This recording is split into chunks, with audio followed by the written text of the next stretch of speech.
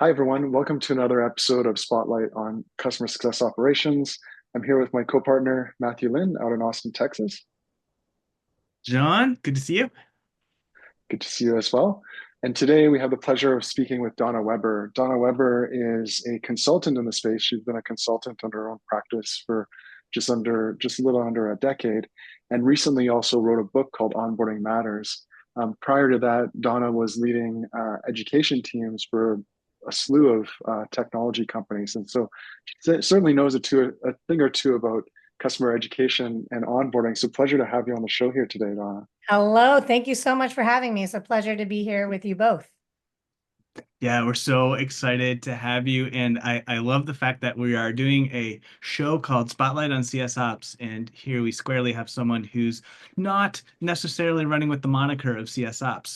So tell us then, in that vein, like, how does customer education contribute to CS or customer onboarding? Like, tell us where you have seen CS Ops maybe push the needle, even though that's not the space you operate in directly.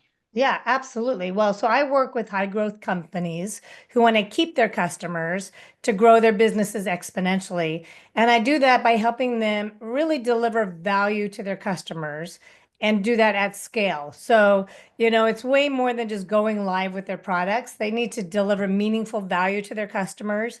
And to be honest, when I work with companies, like they often are doing it very manually and they're treating every customer with special care. I call that the special snowflake syndrome. And oftentimes their customers love them, but there is just no way that they're going to continue to grow with the teams they have without adding more and more people. And then, if that's your only way to handle customers, then guess what? As your company grows, you might be bringing in all these new customers, but your expenses are going to be out the roof. So I'm always looking at ways to help teams to scale. And once you start looking at delivering a one-to-many approach, then you need technology, and that's operations. So it might be a learning management system. It might be an onboarding software tool. It may be a customer success platform. It may be in product guidance. It may be a combination of all of those to really deliver a great customer experience that doesn't just deliver information to their customers and users, but really a transformation and driving very specific behavior changes that we know have impact for the customers and the company. I am loving that so far. I want to press on one thing that you said, or double click, whatever it is we say now, where it's Drill like, okay, down. we move from information to transformation. Correct. Um, Tell us about that. Like, how do you know when you're delivering information? And maybe more importantly, how do you know when you're delivering transformation to a customer? Well, transformation means value that is meaningful to the customer and the users. So just because they can log into your product because it's live doesn't mean that any value has been delivered. And so transformation means that, the customer is getting meaningful value, whether it's saving time, making more money, saving time and money, being compliant. Those are generally the kind of bottom line business outcomes companies are looking for. And what happens is a lot of companies will, okay, great, you close the deal and then you get this slew of emails or you get links to all these resource sites and it's just information overload, or I call it the content jungle. Like, oh, great, here's our link to our knowledge articles, or here's a link to the LMS, and we kind of expect the customer. There's a customer, which I think of as the company, but then there's the users hacking through content jungles, trying to figure out what's, something to do. So just because they can log in doesn't mean they know what to do. So what I believe is more important is to deliver a curated content journey where we're delivering the right content to the right user at the right time to drive the right behavior. So you might need to know, like, do you know for your company, and this is going to take some CS ops, do you know what really drives, let's say, customer expansion or product usage or retention, what they're using in the product that really makes a difference? So, for example, a company I worked with in Australia, they have a platform for amusement parks. And they find that when customers use the digital waivers So before we started, we were talking about mountain biking. I did some mountain biking at Sundance in Utah. And before they let me on a bike, I had to sign a digital waiver on the iPad. Before I could do that, or ideally, I signed it even before I went there, because they sent me an email. They find when customers that use these digital waivers, they are way more loyal, way more likely to renew. So like, well, don't hope that customers figure out there's a digital waiver component. You got to like drive that, you started to talk about digital waivers during the buyer journey, talk about digital waivers during the onboarding journey, have a metric internally about when we want them on those digital waivers by. And, whether you're having in-product tools like app queues and what fix and Pendo and WalkMe that like is showing you users how to do that, the digital waivers, or doing one-to-one training, or courses, self-paced courses. Anyway, there's all sorts of ways you can email campaigns. There's all sorts of ways to drive the behavior to ensure they're using that, because we know that from product usage reports, that tells us that is a key driver of retention. That's one I love, example. yeah, I love the example because I think I'm signing digital waivers all the time for my son and different things, different activity sports. So love that. What you're describing, like I see it like super relevant for customer success ops people twofold. Number one, I think it's the customers we serve, right? Like these are post sales teams that are driving customer implementations or customer onboarding. But I think the other flip side is like, in CS ops, we're often owning the technology. We're often driving our own implementation for the CS team. And so some of the things, there are some of the practices that you are mentioning there, I find like there's so much relevancy as well. Like when you're thinking about your internal customers, that content jungle doesn't help them. And if they have No. to, if they're not focused on what value nuggets or, outcomes that are going to help them keep using the tool, like I think that's Yeah. critical. As adults, we need to know what's in it for me. We don't do Right. something just because someone told us. We need to know, how's it going to make my life better, And so, yeah, whenever there's change, we need to understand where it fits into my worldview, what it means for me, and we need to always have the because, which is the why. Right. Like, I need you to use this tool because, like, the because can really help drive adoption. And are there other core practices, like you mentioned content journeys? Now you're talking about the why. Are there other core practices or methodologies that you recommend people when they're trying to figure out like how do I drive change, how do I drive enablement or engagement across various tools, whether it's the customer or an internal Yeah, customer? one, I learned this from the author Britt Andriotta from her book Wired to Resist. And in my book, Onboarding Matters, I talk about the neuroscience of onboarding, because at a neurological subconscious level, we are wired to resist change. And, basically, we're always looking at, like, are you a friend or foe? So, for example, before we started recording, we all talked about things that we have in common, and that starts to build rapport, and it makes it feel like, yes, we're friends, so I can trust you, right? We're always looking at, scanning the environment to be in fight or flight or freeze. And so if we just throw technology at people, again, a login does not make any difference. And Mhm. oftentimes it just creates resistance. So for example, I'm working with a company that provides practice management software for dental practices. And let's say the procurement for a group of practices has acquired the software, or a doctor, dentist has acquired the software. They said sometimes they won't even tell the staff, the front office, the hygienists, because they just like, you got to use this. And then they're like, their whole world has changed. Maybe they're used to running things on paper, sticky notes, spreadsheets. A lot of companies, they're used to running their whole business on spreadsheets, and they've been doing that for decades, and they don't want to change. So it's not just about, delivering the tool. You've got to deliver the right context, the right mindset, so that we can bring people along. So oftentimes a company will have sold to a buyer, and there's this whole buyer journey and marketing journey where you've, really build trust, and you help, understand the problems and the outcomes. And then we close the deal, and then we don't, the users don't get the benefit of any of that. And so in my orchestrated onboarding framework, we address that by helping get the teams up to speed so that they can address their concerns. And we got to get them on board before you start onboarding, right? And so there's a lot we can do by showing the journey ahead, by talking in big pictures, visuals before you dive into all these project plans and timelines, and people just get overwhelmed and disengage.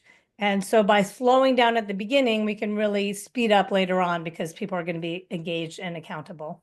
I'm curious, I think us so often, and even in our profession, we're encouraged in the ops profession, get the welcome email out, get the instance set up, get the passwords out on the wire. Based on what you just said, do you find that that's a great strategy or a poor strategy? And should there actually be like a collective breath and a moment of planning and thought that goes into, this adventure we're all about to embark on? Yeah, I think it really depends on on the product, how complex it is. Two is how tech savvy your users are. So like with those dental practice management software, the users may not be very tech savvy, and it's a really big deal to be like, doing logging appointments and creating insurance claims in an app. And so like you got to really hold their hands. Even though at this company, their users, they pay a small annual fee, but these users really need some handholding. So you really got to know who your users are.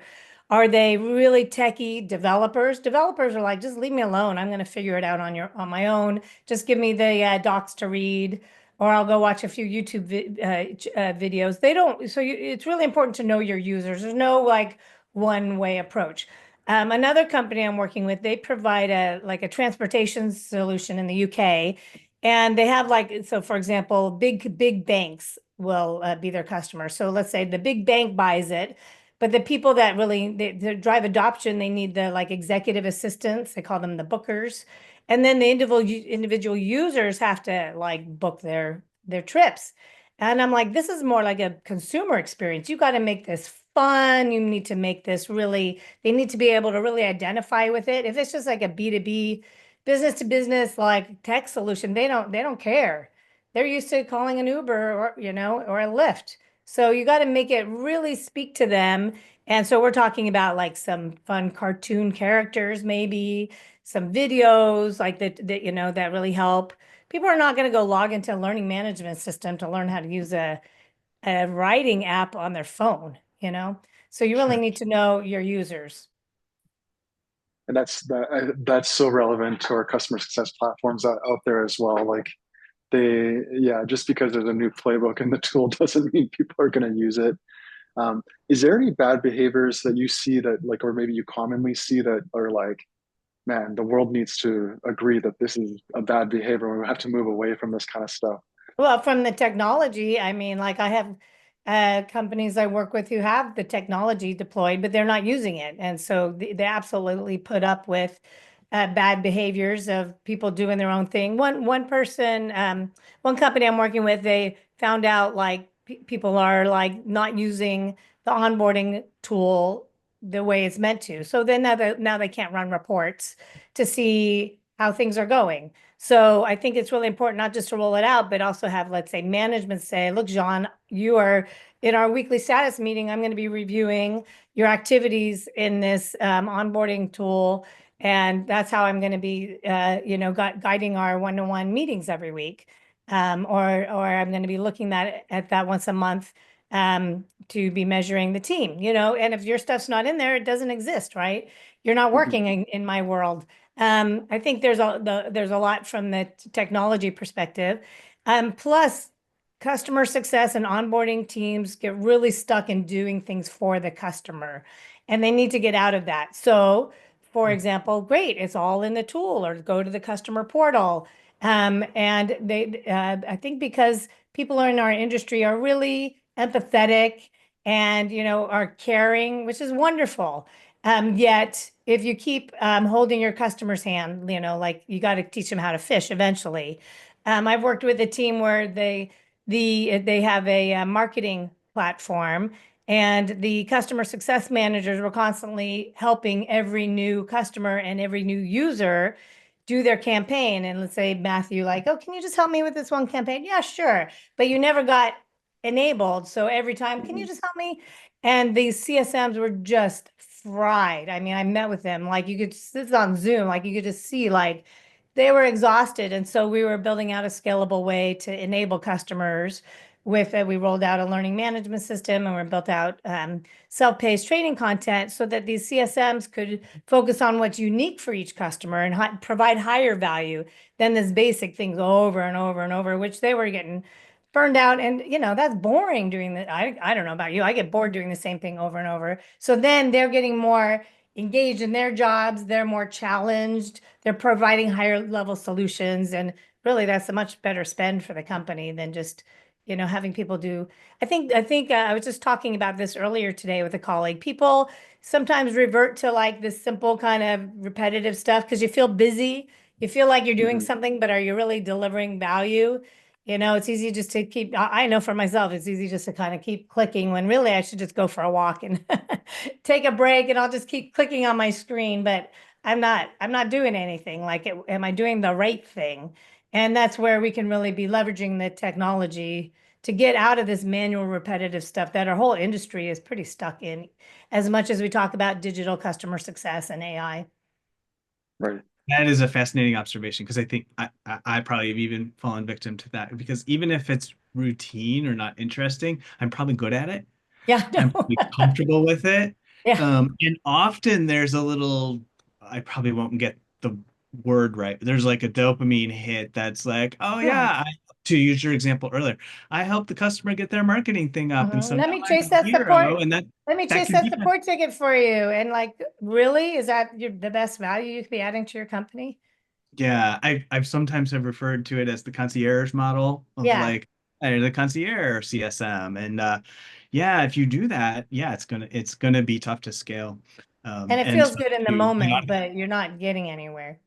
yeah, it's not to your point, there's probably Simon Sinek or one of his peers would probably say something about it's interesting, but it's not important, or Yeah. I don't know what the phrase would be, Or but it's yeah, urgent, but not important. Yeah. yeah, yeah, exactly. I love checking things off. So, as long as I can keep checking things off. But is that the There's the thing I really dopamine need hit. to be prioritized right now? Like, I don't know if I got anything impactful done, but my to-do list looks Yeah. great, right? Including all the things I stuck on there as the minute I did them that weren't on there before, I but do I that. Yeah. quickly wrote them down because I wanted to I'll feel write things down accomplished. after I do them just so I can do that That's check. right. God, do I That's right. love doing a checkbox. Yeah. What are some of the trends you're seeing? I mean, you already mentioned some of them, but like, what are some of the trends, or maybe some of your best behaving customers or customers that you're working with? Like, what are they doing that's really cutting edge or groundbreaking, or maybe even not groundbreaking, but just impactful? Well, there's the whole, I like to talk about a hybrid touch. So it doesn't have to be completely, oh, our top customers get a white glove treatment and our small customers get digital touch. It's all about delivering that right touch at the right moment to the right customer to drive the right behavior. So looking at creating a way to scale what they are doing to deliver that higher value. So that's a best practice. The best practice is delivering value. I've talked with uh, folks who are delivering more of a digital customer success, and really learning from them about it's a journey. It's not like a switch you put on. It's not, you just don't just flip a switch on or check a box, as we were saying. It's a whole journey of, creating this whole tech stack that works together to deliver that right engagement and deliver the right data and all that, and working with all the right systems. So I think, looking at that bigger perspective. I love your mention of hybrid touch because I think like the industry was so kind of, I don't know, almost like fixed and they're like, do you touch them a lot or you don't touch? Like, and Yeah. it was kind of like black and white almost in a way. And so And I love how you're kind of effectively saying like these are just tools that you can figure out like what's the right amount of activities or engagement that is required for this customer segment. And your tools are digital, maybe it's human, maybe it's some other things, but it's not about like kind of typecasting customers either into like high touch or don't even touch them, just digital everything. um, so I Yeah, really and like that we're moving away from that, hopefully. as we move more into digital customer engagement, then the people have much higher purpose to play in Mhm. that. So I'm really excited. Like, let's get everyone being more strategic and value focused rather than doing manual repetitive stuff. And are you seeing, like, if we look over the horizon and out further into the trend, um, any predictions like that you see for the future in customer success? Well, let's see. I think we're at the very beginning of the AI, and that's an area I'm interested in learning more. But yeah, leveraging more technology. I would like to see a lot more in product guidance, because people don't want to go log into somewhere else. But it has to be delivering value, not just, hey, let me give you a little walkthrough of our product, you know. I'd like to see, I think we can leverage AI to deliver very personalized journeys. So I log into a product and either I self-identify, am I a business user? Am I an executive? Am I a developer? Am I an admin? Like all of that is going to be a very different way that I'm going to be using a tool. So it should be able to take me on the right journey. So yeah, a lot more curated touch points and curated content. Those are things that I would like to see. Yeah, and then the other thing is really demonstrating the impact on the business. That's an area that customer success has not been has shied away from, and it's impacted our industry quite a bit with reductions in budgets, reductions in teams, because we can't just be busy and checking boxes. We've got to really demonstrate the impact on the business bottom line. That's a Uh, huge trend. That's a huge need. And I see a lot of companies engaging their customers without any regard to the cost to their company or their customer. In fact, one company I worked with, they said, our customers love our product, but they tell us it saves us a lot of money. But then we spend all that time and money. Oh, it saves us a lot of time, but then we spend all that time in meetings with you. Like, wow. cut right to the chase at So that there's a point. point we have to stop touching your customers, right? And let them do Exactly. their work, their day jobs. Yeah. I really have enjoyed this conversation. I love the anecdotes and the experiences that you've brought from your customers and your experience in here. As we close, like given a lot of our audience is CS ops practitioners or leaders, what would you say to that group as someone who's maybe standing slightly outside of that group to them? Like, what advice would you impart or wisdom would you give to help them improve their craft in light of what you experience and do? Yeah, try stuff out. I like to call it, customer success experiments. Like you might have a question or an assumption or a hypothesis, which hypothesis is a fancy word for assumption.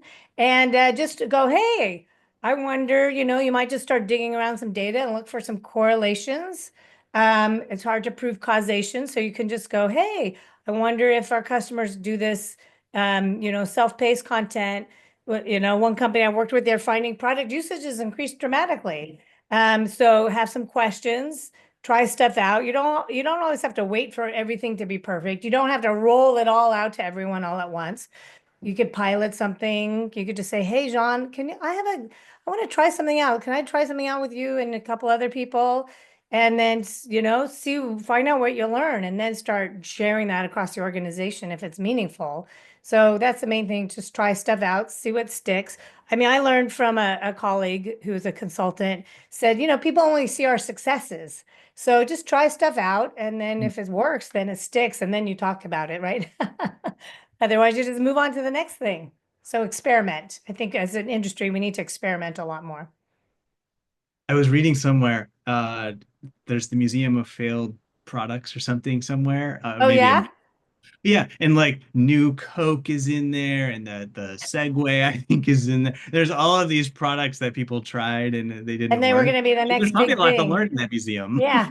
Yeah, there's probably gonna be they were that was gonna the Segway was gonna transform transportation. Right, right. And well, it's kind of I cool. have done a Segway tour in San Francisco and it was very fun. Yep, yep. Outstanding. Definitely super Donna, cool. thanks so much for hanging out with us today and sharing your experience and your knowledge with us. It's been a joy and a lot of education for me. Oh, thank you. Thank you, Donna. It's been It's a been a real pleasure. pleasure and I look forward to continuing the conversation.